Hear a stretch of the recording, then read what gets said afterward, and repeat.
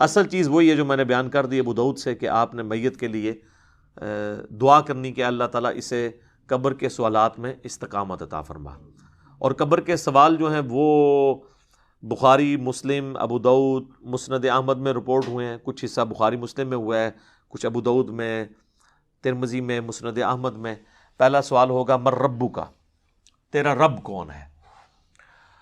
دوسرا سوال ہوگا ما دینک، تیرا دین کیا ہے. تیسرا سوال ہوگا، ترمذی میں تو الفاظ ہیں من نبیک، تیرا نبی کون ہے. بخاری میں الفاظ ہیں ما کنت تقول فی حق ھذا الرجل، تو اس مرد کے بارے میں دنیا میں کیا کہا کرتا تھا، یا تو کیا کہے گا اس کے بارے میں.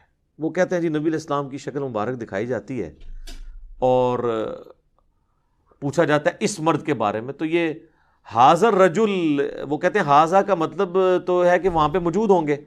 سر اگر حاضہ کا مطلب وہاں پر موجود ہوں گے تو اس کے جواب میں یہ تو نہیں ہونا چاہیے ہوا محمد الرسول اللہ. ہوا تو پھر جو ہے وہ تھرڈ پرسن کا صیغہ ہے، ہونا چاہیے حاضہ محمد الرسول اللہ. تو اس کا جو ایک طریق ہے مسند احمد اور سنن ابی داؤد میں، اس میں الفاظ ہیں اس مرد کے بارے میں تیرا کیا خیال ہے، الذی بعث فیکم، جس کو اللہ نے تم میں مبعوث کیا تھا نبی بنا کے. یہ نہیں کہ یہ جو قبر میں آپ کے سامنے آئے ہوئے ہیں یا کوئی قبر میں تصویر دکھائی جاتی، یہ بالکل جھوٹی بات ہے. تو یہ 3 سوالات، اور ایک چوتھا سوال ہے جو میں نے ایکسپلور کیا تھا جس کی وجہ سے کافی ہنگامہ کھڑا ہوا کہ قبر میں 3 نہیں 4 سوال ہوں گے. وہ چوتھا سوال جو ہے وہ مؤمن کے لیے اور منافق کے لیے ڈیفرنٹ ہوتا ہے. وہ بخاری میں بھی ہے، سنن ابی داؤد کے اندر بھی. مؤمن جو ہے وہ تینوں سوالوں کے جواب دیتا ہے تو فرشتے چوتھا سوال کرتے ہیں کہ تجھے کیسے پتہ چلا، تو وہ کہتا ہے کہ میں نے اللہ کی کتاب پڑھی اور نبی علیہ السلام کے نبی ہونے کی تصدیق کی. تو اللہ کی کتاب اگر پڑھی نہیں ہوگی تو تصدیق کیسے کریں گے؟ یہ کتاب پڑھیں گے تو آپ تصدیق کریں گے نا. تو اور منافق کہتا ہے ہائی ہاتا لا ادری، ہائے افسوس مجھے کچھ پتہ نہیں.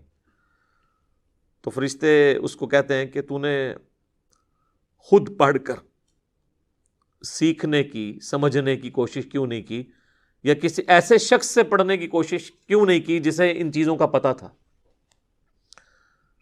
دونوں معنی درست ہیں. تو جب تک آپ خود اللہ کو سیریس نہیں لیں گے آپ سچائی تک پہنچ نہیں سکتے. تو اس لیے میں نے کہا تھا قبر میں 3 نہیں 4 سوال ہونے ہیں، اور چوتھا سوال جو ہے وہ تمام سوالات کی جان ہے. اگر زندگی میں پتہ چل جائے تو پہلے 3 سوالوں کا جواب کے لیے تیار ہونا آپ کے لیے آسان ہو جائے گا، ادروائز تو مشکل ہو جائے گا.